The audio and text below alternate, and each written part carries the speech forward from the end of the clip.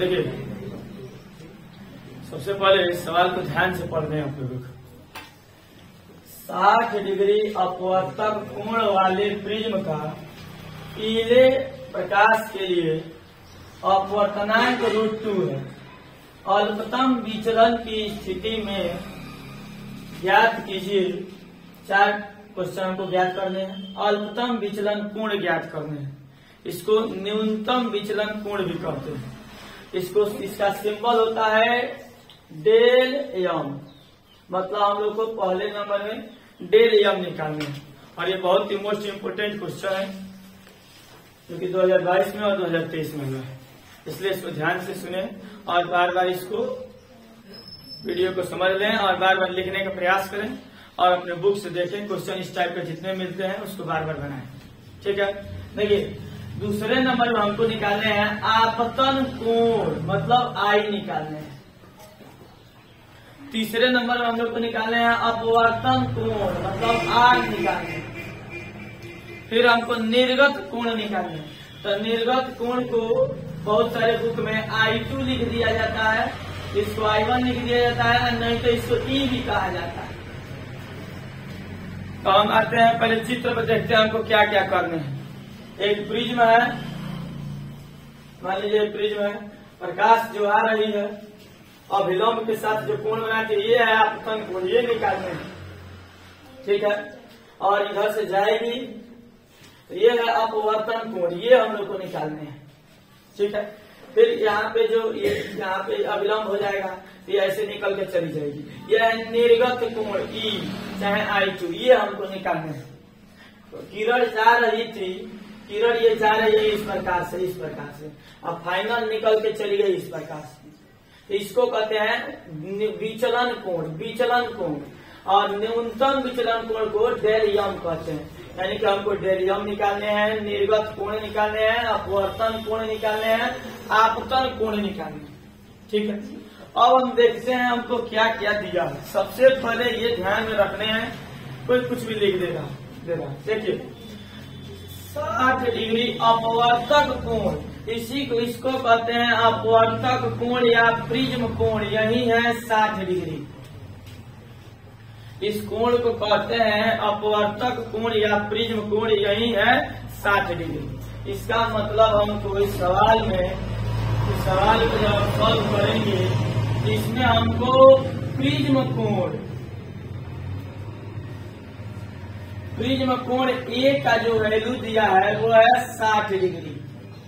ठीक है, पीले रंग के प्रकाश के लिए अपवर्तनांक, ये जो प्रिज्म जिस पदार्थ का बना हुआ है, इस पदार्थ का अपवर्तनांक √2 है। अपवर्तनांक जो है, जो अपवर्तनांक है इसको n कहा जाता है, यह √2 है। ठीक है, अब हमको क्या क्या निकालने हैं आपको दिख रहा है। एक यहाँ पर कंडीशन है अल्पतम विचलन की स्थिति में, न्यूनतम विचलन की स्थिति में जब आप इसके प्रिज्म से संबंधित फार्मूला को डिराइव करेंगे तो उसमें एक न्यूनतम विचलन की स्थिति आती है। उस न्यूनतम विचलन की स्थिति में देखिए क्या क्या होता है। जो आपतन कोण होता है वह निर्गत कोण के बराबर होता है। पहला बात कब होता है, ये न्यूनतम विचलन की स्थिति में, न्यूनतम विचलन की स्थिति में हम फॉर्मूला डिराइव किए हैं, उसमें आपको लिखा है न्यूनतम विचलन की स्थिति में या अल्पतम विचलन की स्थिति में बताया गया आपको आपतन कोण जो होता है वह निर्गत कोण के बराबर होता है। पहला बात, इसका मतलब ये दोनों आपस में बराबर होंगे तो हमको अगर आई पता चल जाए तो ई भी उतना ही हो जाएगा। अगर हम आई निकाल देते हैं तो ई भी उतना ही हो जाएगा। दूसरी बात, जो अपवर्तन कोण होता है आर, वो होता है a/2। देखिए न्यूनतम विचलन की स्थिति में अपवर्तन कोण जो होता है आर, वो a/2 होता है। तब तो यहाँ से साफ दिख गया कि a है 60 तो ये हो जाएगा 30, a/2 करेंगे तो। ठीक है, थर्ड कंडीशन देखिए क्या होता है, आई जो होता है आई होता है del M plus A by 2। ये 3 कंडीशन है। कब ये होता है? न्यूनतम विचलन की स्थिति में। आपतन कोण निर्गत कोण के बराबर होते हैं, अपवर्तन कोण a बाई 2 होता है, आपतन कोण del M plus A by 2 होता है। और अपवर्तनांक का जो फार्मूला होता है, जो अपवर्तनांक का फार्मूला होता है A N is equal to sine A plus del M by 2 upon sine A by 2, ये होता है। इन्हीं सब फॉर्मूले को यूज करने हैं। अब हमको ये पूरा मालूम कर दिया, सबका यूज करेंगे। अब इस फॉर्मूले में देखिए, यहाँ पे आपको यन दिया है, यन दिया गया है यहाँ पर आपको अपवर्तनांक, और ए का मान दिया गया है। ए का मान हमको डेल एम निकालने हैं। सबसे पहले न्यूनतम विचलन कोण निकालने हैं, न्यूनतम विचलन कोण या अल्पतम विचलन कोण। तो हम अभी सभी इसको मिटाते हैं। आप ये कंडीशन याद रखेंगे या इसको लिख लेंगे कि न्यूनतम विचलन की स्थिति में क्या होता है। और हम सवाल बनाते हैं। देखिए यहाँ पर हम प्रिज्म के पदार्थ के अपवर्तनांक का वही फॉर्मूला लिख रहे हैं। ये जो फॉर्मूला है किसके लिए है? प्रिज्म के पदार्थ के अपवर्तनांक का सूत्र है sine A plus del M by 2 upon sine A by 2। अब सबका मान इसमें रख दीजिए। क्या आप यन का मान जानते हैं? तो √2। अपवर्तनांक दिया गया है यहाँ पे √2। साइन, क्या आप ए का मान जानते हैं? 60 डिग्री।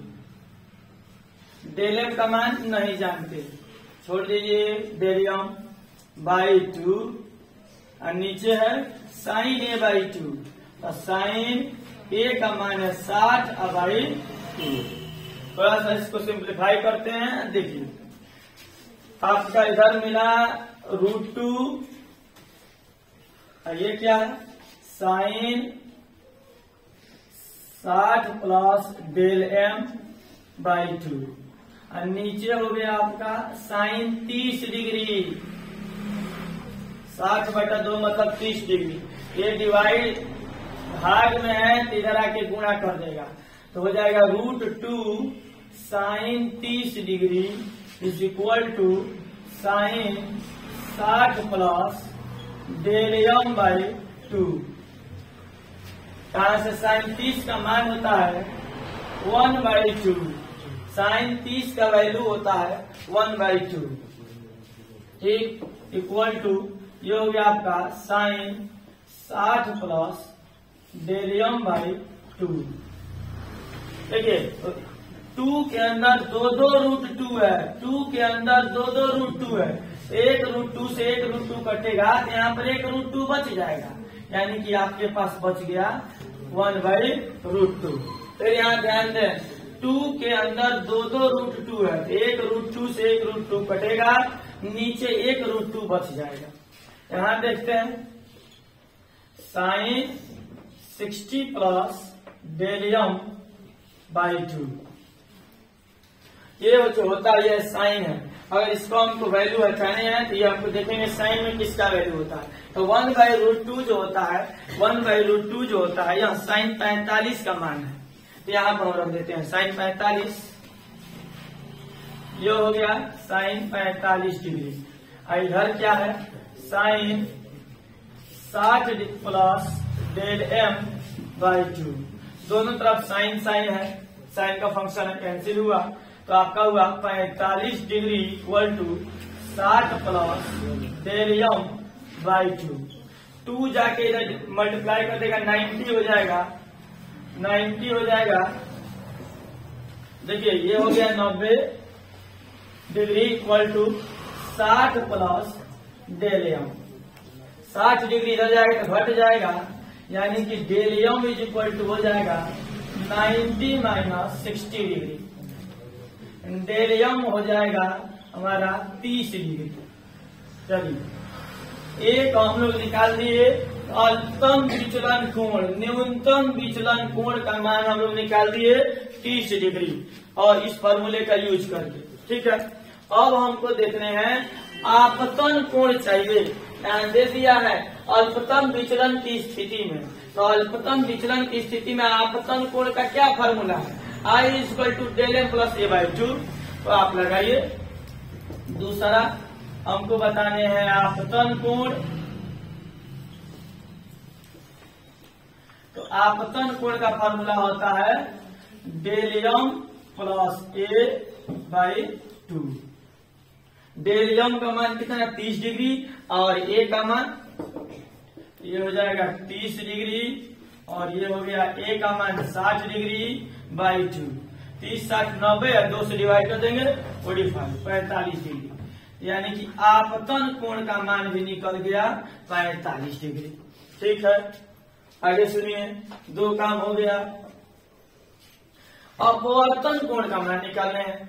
अपवर्तन कोण क्या होता है, R=a/2। दूसरा तीसरा हम देखेंगे अपवर्तन कोण,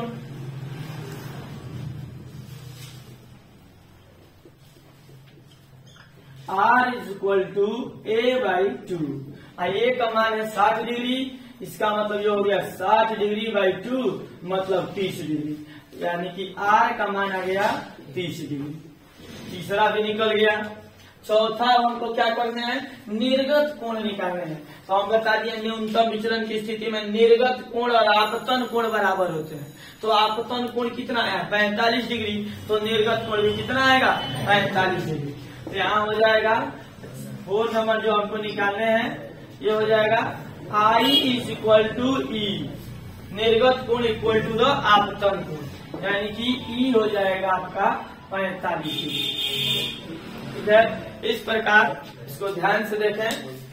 उससे पहले जो सवाल पूछा जाएगा उस सवाल से संबंधित हमको खोजने हैं क्या क्या डेफिनेशन है, पहले क्या क्या वैल्यू दिए गए हैं, उससे संबंधित क्या क्या फॉर्मूला है, उसके बाद से हम उस फॉर्मूले को एक एक यूज किए और सबका मान निकाल दिए। ये हम लोग जानते थे, बस आप इसको ध्यान नहीं दिए इसलिए आपको ये नहीं आ रहा था।